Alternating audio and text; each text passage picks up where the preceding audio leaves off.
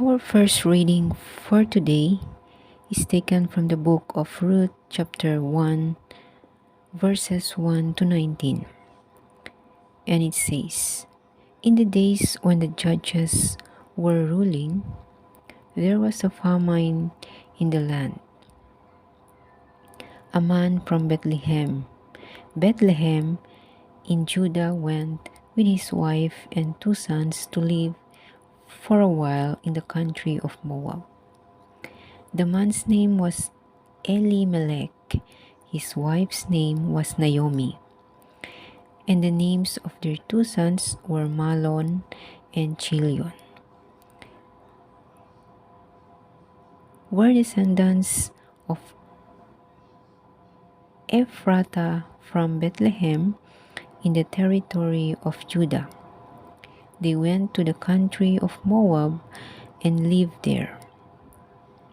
Now, Naomi's husband Elimelech died, and she was left alone with her 2 sons. Each son married a woman from Moab. One son married a woman named Orpah, and the other son married a woman named Ruth. They lived there for about 10 years. Then both Mahlon and Chilion died as well. So Naomi was left alone without her 2 sons or her husband. Naomi and her daughters-in-law started on the way back from the country of Moab. Or, while they were still in Moab, she heard that the Lord had come to help his people and give them food. So she left the place where she had been living, and her 2 daughters-in-law went with her. They began to walk back along the road to the territory of Judah. Then Naomi said to her 2 daughters-in-law, "Go back. Each of you should go back to your mother's home. May the Lord be as kind to you as you were to me and to our loved ones who have died. May the Lord repay each of you so that you may find security in a home with a husband." When she kissed them goodbye, they began to cry loudly.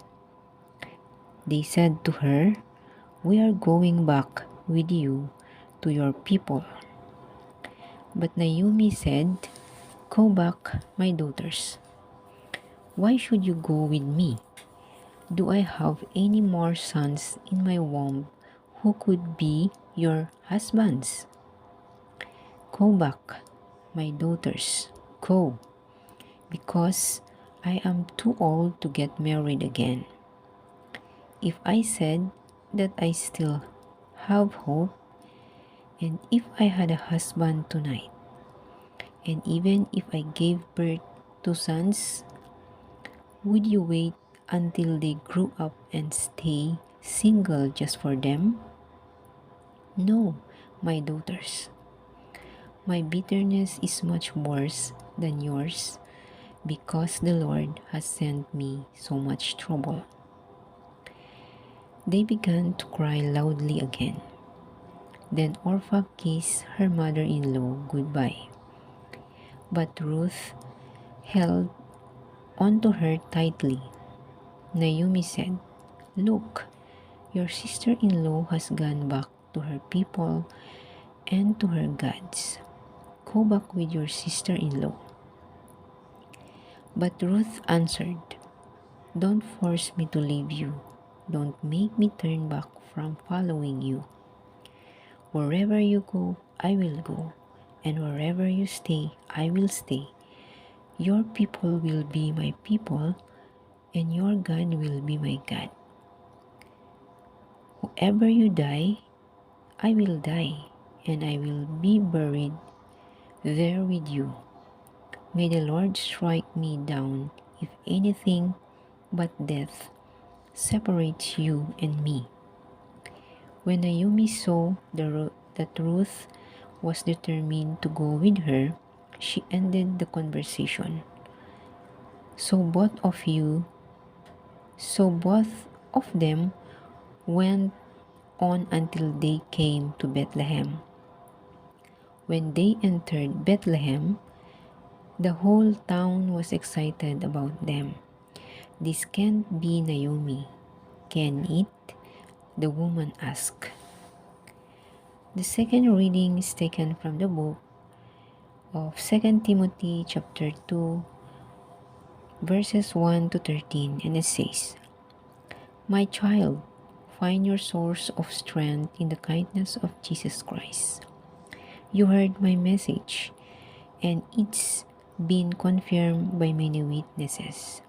Entrust this message to faithful individuals who will be competent to teach others.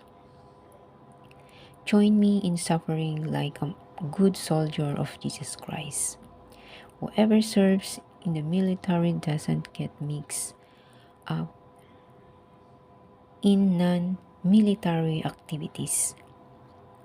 This pleases his commanding officer. Whoever enters an athletic competition wins the prize only when playing by the rules. A hard-working farmer should have the first share of the crops. Understand what I'm saying. The Lord will help you understand all these things. Always think about Jesus Christ. He was brought back to life and is a descendant of David.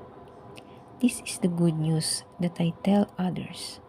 I'm suffering disgrace for spreading this good news. I have even been put into prison like a criminal. However, God's words is not in prison. For that reason, I endure everything for the sake of those who have been chosen, so that they too may receive salvation from Christ Jesus with glory that lasts forever.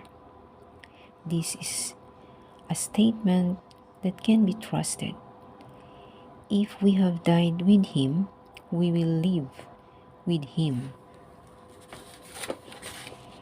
If we endure, we will rule with him. If we disown him, he will disown us. If we are unfaithful, he remains faithful because he cannot be untrue to himself." This is the word of the Lord.